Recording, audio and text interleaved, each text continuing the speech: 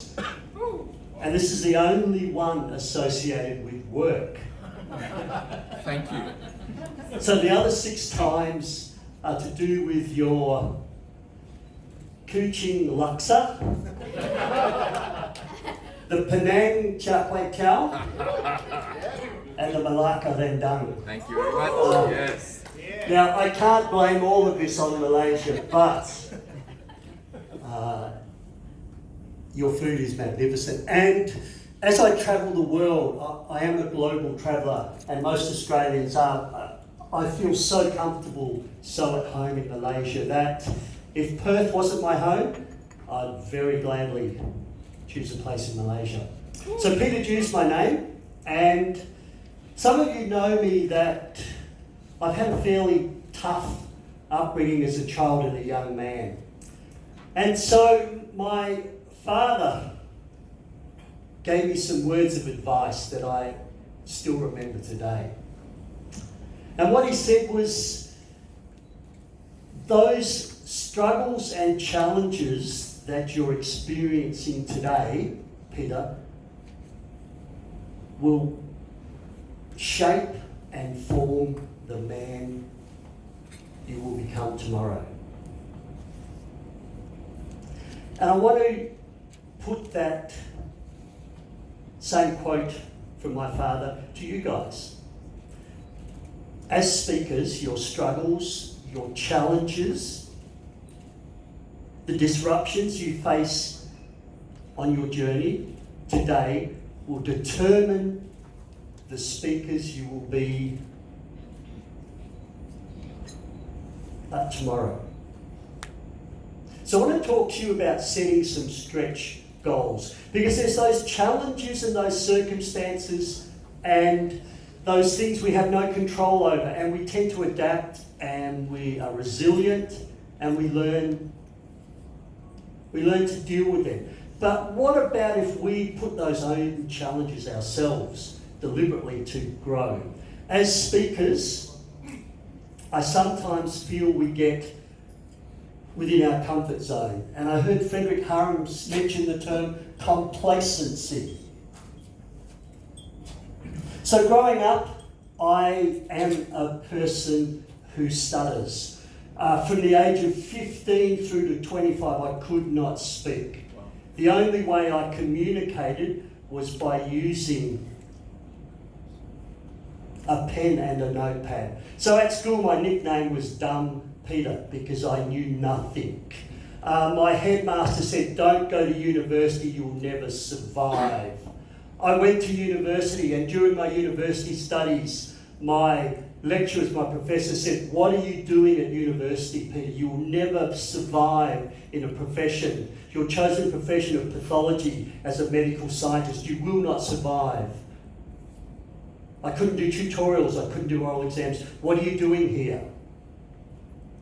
Have you ever been told you're not good enough? That's a crazy idea, you won't succeed. Why would you even think of doing that, Peter? I got through university, my majors are biochemistry and microbiology. I started work, and I was given 2 rules of employment. I know we've got some HR professionals in the room. First rule of employment, you may not answer the telephone while you're at work. And the second rule of employment, you're not permitted to speak to any patients within the hospital grounds while you're at work. That's how I started my profession, as a medical scientist working in a teaching hospital. I was overlooked for promotion, I was denied promotion, and I was told I would never succeed. So I want to challenge you to set some stretch goals. Some people put their hands up for the next CSP. Some of you are not members of MAPS yet. Some of you are playing safe games in your business. I'm going to share with you a 15-minute video so you understand what I'm talking about, and then I'm going to hopefully give you some insights, some skills, some tips for you in your business, in your careers, to move forward as speakers, to grow your business, to set your next stretch goal.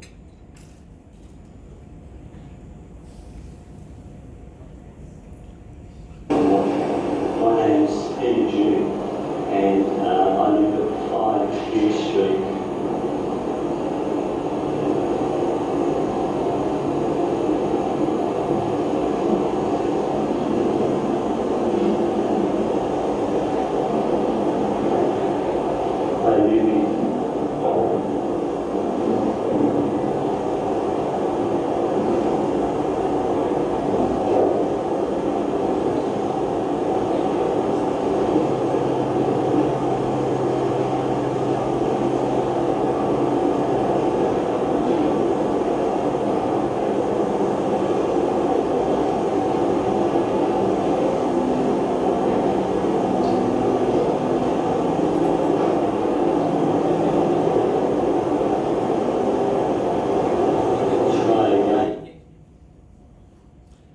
That's me, age 27. I've been asked to give my name and where I live. 1 minute, 15 seconds has passed. You still do not know where I live. It's not a deep, philosophical, complex question. Time of my life where every second, third, maybe fourth word would take 1 to 2 minutes to create. And when the word comes out, a spray of saliva and blood from biting into my tongue in an effort to create words. People would walk away, they would laugh, they'd ignore me. On the telephone, they would hang up. Another heavy breather. And the question I get asked when I show that video is, Peter, how did you get from there to being a professional speaker? What on earth possessed you to move from being unable to speak, stuttering so bad, to now taking on public speaking for your living, for your career? If you can find the answer, please let me know. I'm still trying to work it out. So I want to share with you 4 steps that I think you can use in your business that'll take you from wherever you are. And I don't think you have to worry about not being able to create words. Maybe there's other things, stage frights, changing conditions, but 4 steps that you can use for your next stretch goal. The first thing that I had to do, and of course none of this is new or rocket science, the first thing is I had to take responsibility. I lived a life of blaming other people. I was the victim. It was my parents' fault. It was my headmaster's fault. My school teacher's fault. It was everyone else's fault. My boss was a really bad person for not giving me promotions. My lecturers were unfair. See how all this energy I wasted created no change. I had to take responsibility. And with responsibility comes choice, comes options. And I chose to seek out speech pathology. I chose to go to a self-help group. I chose to join Toastmasters and work and work and work. It's really old science, I know, but I love the work of Stephen Covey. And he talks about that circle of concern and the circle of influence. And we spend so much time worrying about those things of which we cannot change and neglecting our circle of influence. So my energies were wasted on blaming everyone else. And of course nothing changed in my circle of concern. As I started to work on myself, speech pathology, Toastmasters, self-help, let's get some coaching, some job interview coaching skills, some postgraduate qualifications, let's get an MBA. All of a sudden, my circle of influence grew to such an extent that my circle of concern was diminished. My boss didn't change, and I got the job through my own effort. Just take a moment and reflect. Are you playing the victim or blaming anyone in your business? Is there anything you need to take ownership? If I go back to a simple stretch goal for many of you, the mere act of moving towards a CSP needs you to take some action, to take responsibility. Set it as a goal, find out what's required, start getting some videos of some professional presentations. What thing in your life could you take responsibility for that would make a difference? Second thing I had to do was I had to develop consistent habits. So I needed to speak. Even today, I travel mostly around Australia and I try and speak 3 to 4 times per week. This is the habit I need to do. I am still a person who stutters. What you saw in that video is just below the surface. So habits are really powerful things. There's lots of science and best-selling books around habits. I got a blog 3 days ago and I subscribed to Napoleon Hill, Think and Grow Rich. His advice today is still so brilliant. And the blog was get in the habit of consistently exceeding customer expectations. This is Think and Grow Rich. Apply it to your own speaking business. Get in the habit of consistently exceeding customer expectations. And Stephen Covey also asked 3 questions. First question, number 1 question. What thing, if you did consistently and regularly over a period of time, would make the biggest impact on your life? Ask yourself that question. What thing, if you did consistently and regularly over a period of time, would make the biggest impact on your life? Positive impact. The second question Stephen Covey asked was, what thing, if you did consistently and regularly over a period of time, would make the biggest positive impact on your business? And you all know question 3. Why aren't you doing 1 and 2 that we've just spoken about? Yeah. I'm going to challenge you. Turn to the person next to you. I'll give you 30 seconds each. What 1 habit, if you started to do tomorrow, consistently and regularly, would make the biggest positive impact on your business? Turn to the person next to you. 30 seconds each. 1 habit. I just dread putting I was speaking for many years That's it. videos made, and I do not publish my videos because I think it's not good. I have ideas. I am working on 2 books, which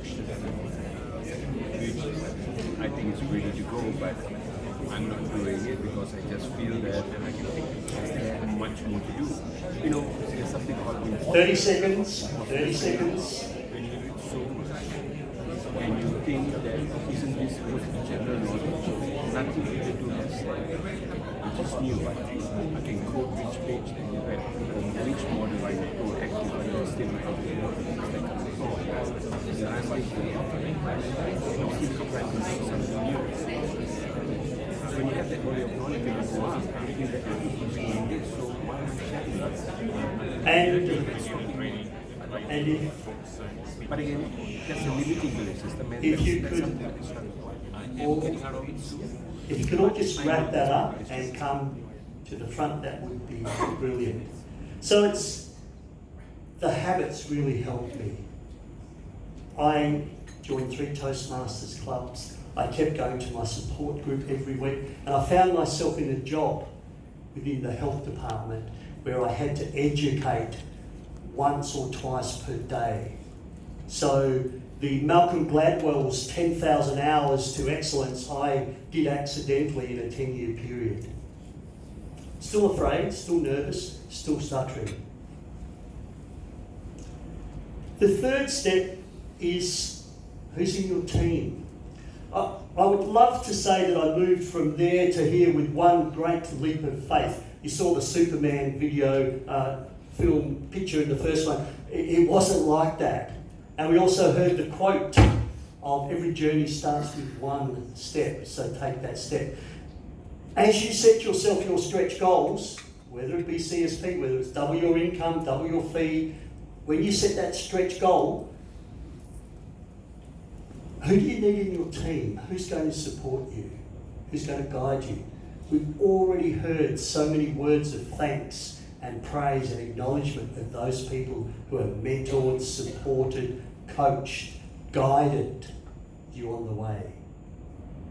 Mine was my speech pathologist, my self-help group, my Toastmasters group, my coach, my mentor, and I also saw on one of the slides the mastermind group concept. My mastermind group told me to double my fee and then double it again. And I was not comfortable with that. Need to build your team. Your champions, who you admire. I heard the question, what made you become a speaker? Who did you follow? Mine was one person. My father. My father was born in 1909. He was also a man who stuttered badly. He had no speech therapy. He left school at the age of 12 when his father died, and he became the breadwinner for his mother and his 7 younger siblings. An uneducated man, but with such a brilliant brain. He waited later in life to get married. Got married when he was 41, had me when he was 49. Was able to do so much. He became a life member of the local football club, a life member of the local cricket club. He became Senior Citizen of the Year for the city where he lived, voted by his peers for his contribution back. He was president of the Lions Club. I remember going to watch him do his handover at Lions Club, and as he struggled to speak and spit the words out, I, as a young 18, 19-year-old man, felt so much shame and so much embarrassment at watching my father stutter badly. The first time I spoke to a group of people was not to you guys, I'm sorry, you're not my first audience, was when I delivered my father's eulogy at age 41. So in his passing, he gave me that powerful gift of self-belief, of speech. And he said, I remember his words still ring. The struggles and the challenges you face today will shape and determine the man you'll become tomorrow. Who's in your team as you set your stretch goal? Who do you need? Who's missing? Do you belong to a mastermind group? There was a few hands that went up that are not yet members of MAPS. This is the place to be. If you want to share your knowledge, your passions, your ideas to help your communities, your customers. All of you have messages that people need to hear. The final step, as I said, I have no rocket science. Simple, I had to get out of my comfort zone. And then when I got comfortable, I had to get uncomfortable again. This continual feeling uncomfortable. So I have 2 sayings that I try to live my life by. The first saying is, if I'm not nervous, then I'm not playing a big enough game. If I'm not nervous, I'm not playing a big enough game. I'm staying within my comfort zone. The second one is, take a risk every day. It was 12 months ago that Frederick Harum asked if I'd speak, well, it was more than 12 months ago, if I'd speak at Singapore, APSS 2018. Would have been so easy to say no. So easy to say no. I said yes, and really out of my comfort zone. So as you set your stretch goals, as you get out of your comfort zone, and I'm going to get you to share a stretch goal with the person next to you. Do you understand a stretch goal, and when you speak it, I mean, it's easy to think it, I'm going to be champion, I'm going to do it, but I want you to do it, I want you to speak it, you'll get a visceral response. This is in your gut. And as you say it, you'll say to yourself, did I really say that to the person next to me? Yes, you did. You know we've got 3 bundles of neurons. The first one is the brain. We think about it. The second one is in our heart. It's called the bundle of Hiss, Hiss. That is why we can be brain dead. Nothing here, and the heart will keep beating and beating and beating of its own accord because the bundle of Hiss sends those messages as long as we get oxygen. And the third bundle of nerves, of course, is in the gut.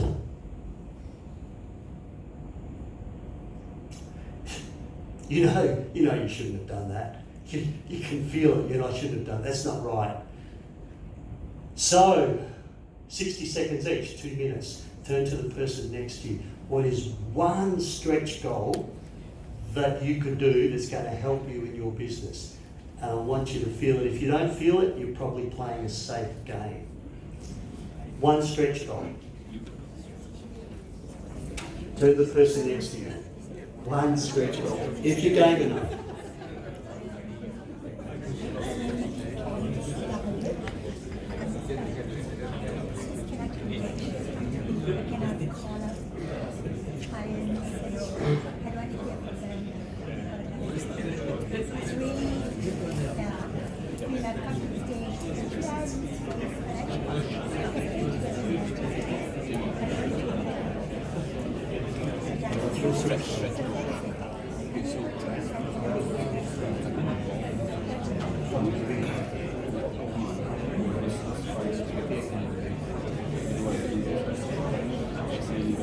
When you can, you need more.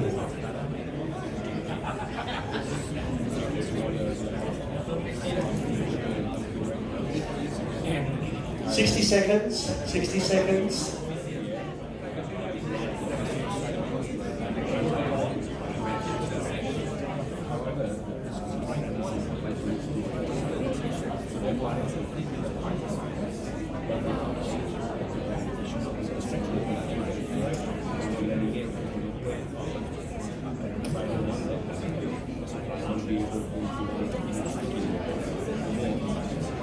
Thirty seconds.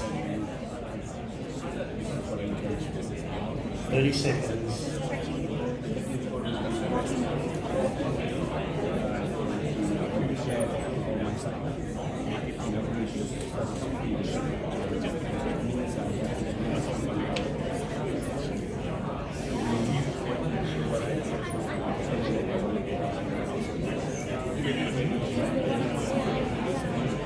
And now can I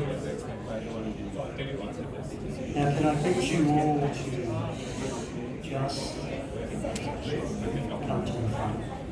I won't ask anyone to share their stretch goal, but that is a great biofeedback mechanism to detect that you've done a stretch goal. Harvard Business Review has reported that courage is an essential requirement in leadership today, but most leaders are not courageous. They set goals that they can achieve, so they tick their boxes.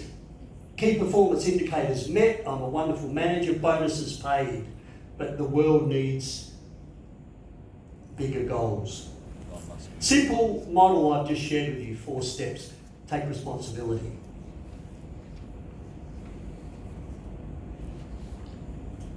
Get in the habit, build a team, and set some stretch goals.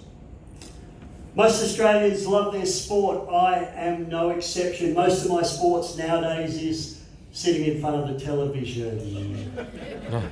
But I love this young guy, Azizul Awang. He is the only Malaysian to win a world championship. And he was told he was too small, not big enough, he would never succeed. But he took responsibility and he decided that he was going to be a cyclist. He got in the habit of riding every night flat out in his village within Malaysia, racing all the other kids, the bigger kids, the older kids. They could never catch him. And as the kids got faster and faster and faster, he had to get faster and faster to stay ahead and stronger. And not only did he ride and outpace them, he decided to do tricks while he was riding, up on one wheel, spinning the handlebars, and he became the best. Did he achieve his world championship, the rainbow jersey, by himself? No. A wonderful team, a coach, a sports psychologist, a physiologist, a dietitian, a physiotherapist to look after the injuries. Who's in your team? His stretch goal, I read an article about 3 weeks ago. He has announced that he will win a gold medal at the 2020 Tokyo Olympics. Whoa. He's announced it.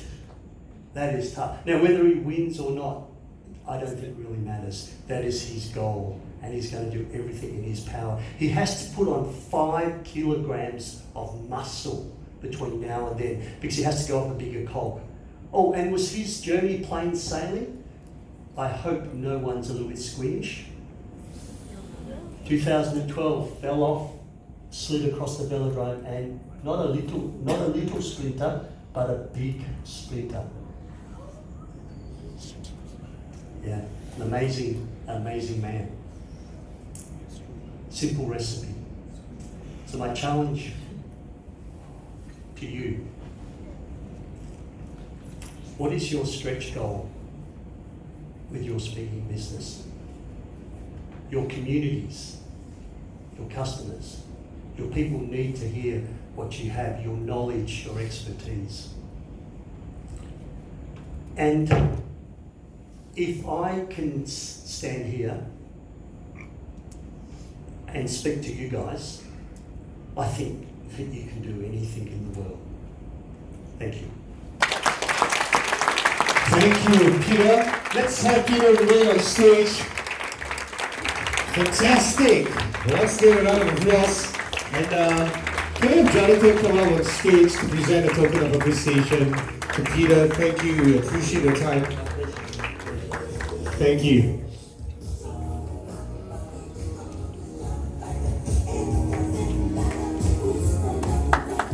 Once again, Peter Lee.